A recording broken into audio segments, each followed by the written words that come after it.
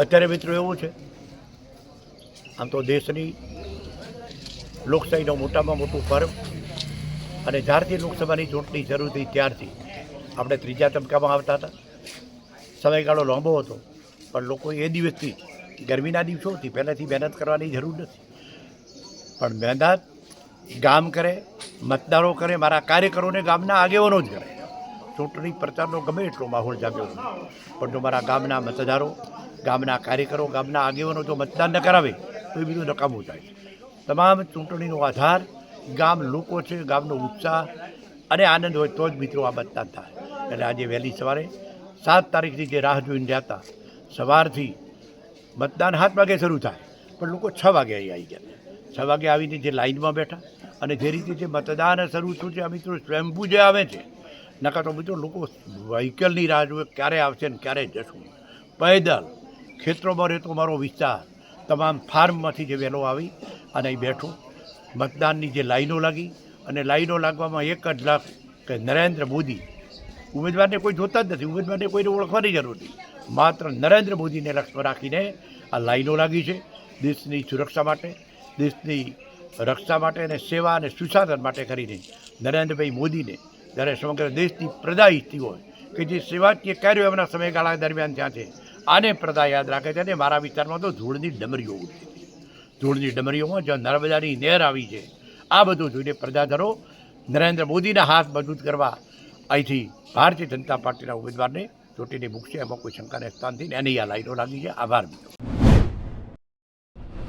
બેન, વહેલી સવારે મતાધિકારનો ઉપયોગ કર્યો છે. આજના આ લોકશાહીના પર્વમાં મેં આજે મારું મતદાન કર્યું, અને ગુજરાતની તમામ લોકસભાની બેઠકો ઉપર મતદાન ચાલી રહ્યું છે. અને મોદી સાહેબના નેતૃત્વ અને ભારતીય જનતા પાર્ટીએ જ્યારથી લોકસભાને બનાસકાંઠાની સીટ ઉપર મારું જ્યારે પસંદગી કરી છે, ત્યારથી લઈને 2.5 મહિના સુધી હું લોકોની વચ્ચે જે પ્રચારમાં જઈ રહી છું, બનાસવાસીઓના મને ખૂબ આશીર્વાદ મળી રહ્યા છે. અને આ આશીર્વાદ માટે હું બનાસવાસીઓની ખૂબ ઋણી છું. અને ભારતીય જનતા પાર્ટીના કર્મઠ કાર્યકર્તાઓની જે મહેનત છે, બનાસની જે 36 કોમની હોશિયાર અને સમજુ પ્રજા છે, અને મોદી સાહેબ પ્રત્યેનો જે બનાસવાસીઓનો પ્રેમ છે, મોદી સાહેબનો જે વિકાસ છે, એના ઉપરથી મને ચોક્કસ વિશ્વાસ છે કે બનાસકાંઠા લોકસભા સીટ ઉપર અમે ભારતીય જનતા પાર્ટીનો ભવ્ય વિજય મેળવીશું. અને આજે હું તમામ બનાસવાસીઓને વિનંતી કરું છું કે મતદાન એ મહાદાન છે, એટલે આ દાન આપણે અવશ્ય કરવું જોઈએ, અને રાષ્ટ્રના હિતમાં આપણે મતદાન કરી અને આપણી આ પવિત્ર ફરજ નિભાવીએ. ખૂબ ખૂબ આભાર આપશો. આપ સૌને, સમગ્ર ગુજરાત અને દેશના તમામ નાગરિકોને, મતદારોને આ લોકશાહીના પર્વની ઉજવણીની શુભેચ્છાઓ પાઠવું છું.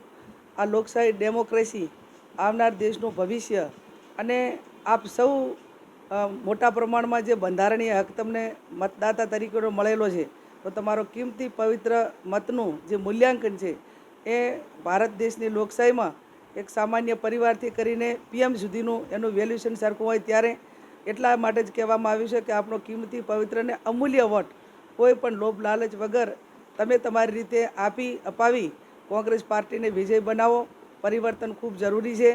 આજે દેશની અંદર જે એક સરમુખતારશાહીનું વાતાવરણ સ્થાપિત થયું છે, અને દેશ આખો સરમુખતારશાહી તરફ ધકેલી રહ્યો છે, ત્યારે રામચંદ્ર ભગવાનને પણ પ્રાર્થના કરું અને એમના આશીર્વાદ માગું કે અહંકાર સામે અધર્મ સામે ધર્મનો વિજય થાય, અસત્ય સામે સત્યનો વિજય થાય.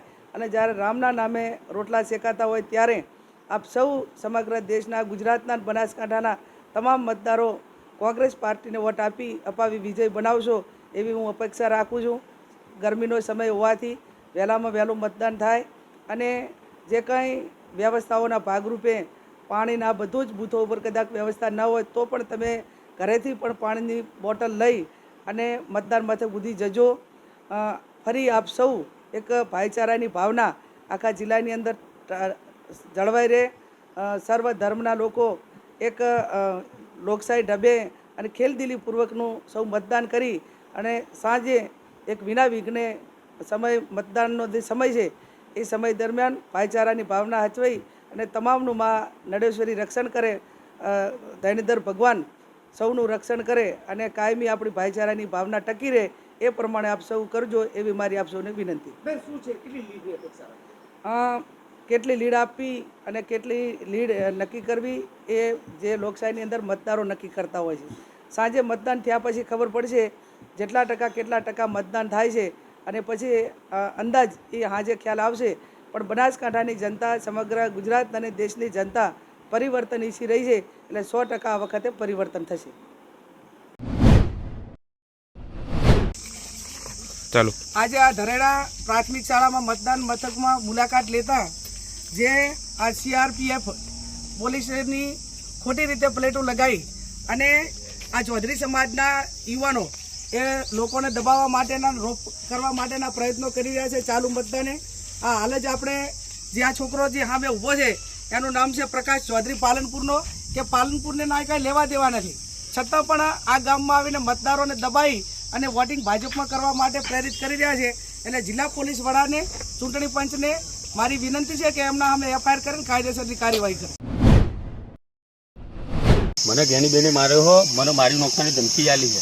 મારા ભાઈઓના 25 જણાએ ટોળાએ હુમલો કર્યો, મારા પર મને કાપાકાપી કર્યો, મને માર્યો, મારા કપડે ફાડી નાખ્યો, મારા શર્ટ પેન્ટ બધું ફાડી નાખ્યું અને એની મને ધોનથી મારી નાખવાની ધમકી આલી હોત પડતા પડતા. એને મને કીધું કે તને જીવતો નહીં મિલે, તું એવું કરવા આવ્યો, એવું કા ફરી. મારે કોઈ લેવા દેવા નહીં, હું તો કોઈ બુથે ઉપર કે કશું કોઈ નહોતો, હું તો ચોઈ ફેટું ઉભો હતો. એને ખોટા હેરાનગતિ કરવાના. હું SP સાહેબને વિનંતી કરું કે મને બચાવી લી, મને આ બધા અડમાલાથી બચાવી લી. આ ઘેની બેન એનો કાવત રહે મને મારવાના નહીં.